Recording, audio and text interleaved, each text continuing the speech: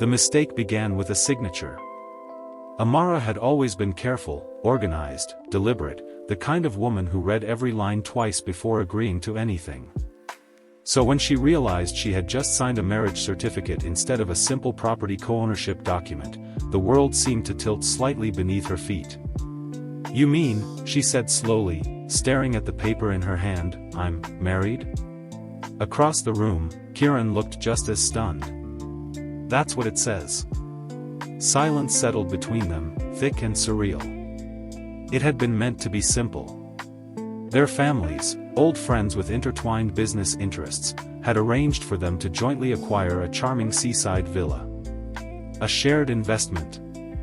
A practical step toward independence. Somehow, somewhere between paperwork and assumptions, the documents had been switched.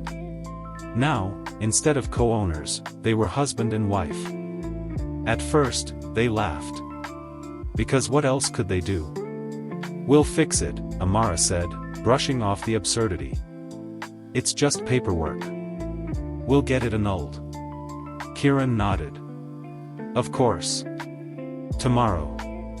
But tomorrow came, and went. The legal process, as it turned out, wasn't as simple as signing in reverse. There were waiting periods, formalities, explanations to families that neither of them felt ready to give. "Just give it a few weeks," Kiran suggested one evening, leaning against the balcony railing of their newly acquired villa. The ocean stretched endlessly before them, painted gold by the setting sun. Amara hesitated. "A few weeks? It's not like anything has to change," he added gently. "We'll just live as we planned. As partners. Nothing more. Nothing more." She agreed. But something did change. It was in the quiet moments, the way Kiran always made her coffee exactly how she liked it, without asking. The way he listened, really listened, when she spoke about her dreams, her fears, the small things she'd never shared with anyone else. It was in the laughter that came easier with him than with anyone she'd ever known. And it was in the way her heart began to react, softly, cautiously, whenever he looked at her just a second longer than necessary. One evening, rain began to fall unexpectedly, soft and warm. They were stranded on the veranda, watching the silver droplets ripple across the sea. "You know," Kiran said, his voice quieter than usual, "this might be the most peaceful mistake I've ever made."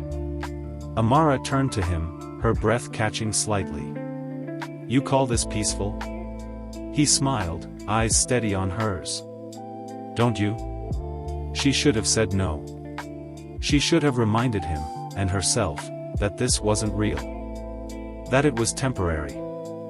That it would end. Instead, she whispered, "I don't know anymore." The rain softened. The world felt smaller, closer, as if it had narrowed down to just the two of them. Kiran stepped closer. "Amara," he said, her name lingering on his lips like something precious, "if this wasn't a mistake." Her heart pounded. If this had been intentional, would you have said yes? She couldn't answer. Not because she didn't know, but because she was suddenly afraid of how much she did. Days passed, and the question remained between them, unspoken but ever-present. They grew closer in ways neither had expected. A shared glance across a room. A brush of hands that lingered too long. Conversations that stretched into the night, where silence felt just as meaningful as words. And yet, neither of them crossed the invisible line.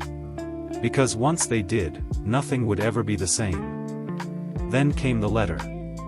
It arrived on a quiet morning, slipped under the door with the rest of the mail. Amara picked it up absent-mindedly, expecting another legal notice about their situation. But as her eyes scanned the page, her expression changed. Kiran noticed immediately. "What is it?" She didn't answer right away.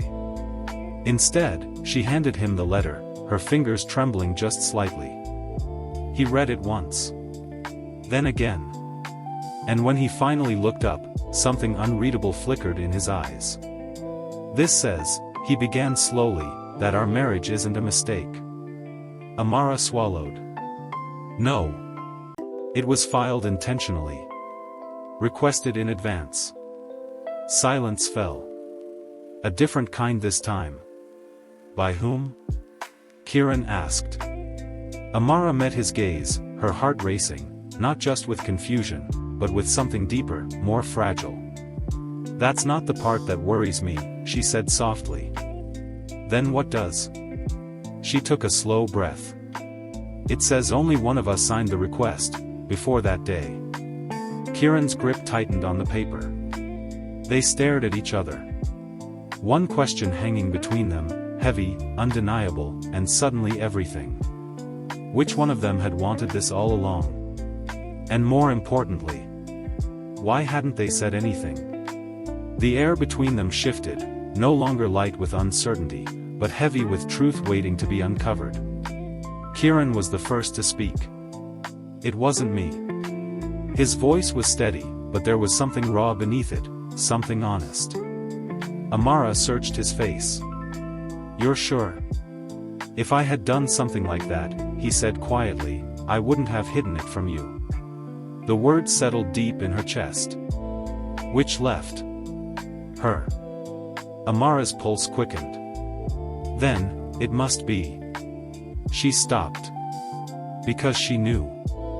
Not clearly. Not in the way one remembers a deliberate action. But in fragments, small, fleeting moments she had brushed aside at the time. The day the documents were first discussed. The quiet conversation with the family lawyer. The question she had asked, almost casually, what if two people wanted something more, but didn't know how to say it? At the time, she had laughed it off.